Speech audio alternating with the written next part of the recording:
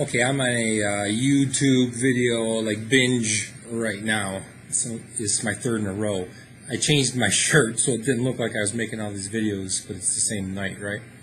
And I have to be careful. I have to watch. I keep saying and like, so I'll try to not keep saying that. So this video is about how Advaita, and if you're watching the video, you know what Advaita is, right? Advaita is non-duality. Literally, I guess it means not two.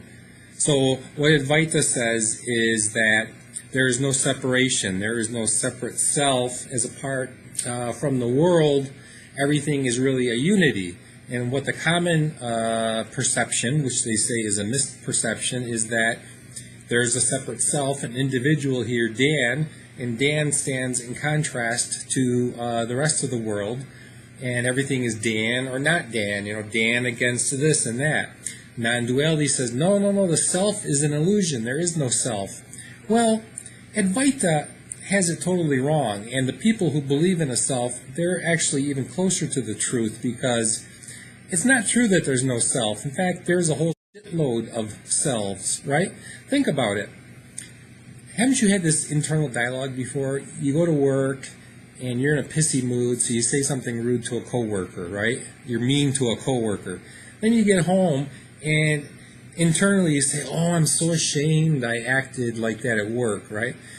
So now you've got two selves working. You got the self that was rude and pissy at work, and then you got the self that's critical of the self that was rude and pissy at work, right? Then later on, maybe you go back to work the next day and you apologize to the person. Then you're all proud of yourself. So now you got the self that is proud of the self that was ashamed of the self that was the pissy self that was rude to the coworker, right? So now you got like 3 or 4 selves easily just in that one single day. And if you think about it, you have like a morning self, you got like an afternoon self after I've had my first cup of coffee self, you have like a nighttime self, you've got a summer self, a winter self. There's all kinds of selves. The mind is doing nothing but spinning off all these selves, right? And that's why you can have these internal dialogues going back and forth, because there's a whole load of selves. Now they're all fake. They're all, because anything the mind makes is fake, right? And they have some use. In some ways they're practical.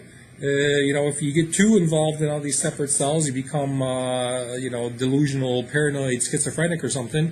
Go on like a murder spree. But otherwise, during the course of our normal day, we got all kinds of selves going on. How can you be proud of yourself for doing something? Which is the self that's, proud, and which is the self that's being proud of, which is which? And then you're ashamed of yourself for being proud of yourself because you should be more humble, right? So you got the ashamed self, and you got the proud self, and then you got the humble self.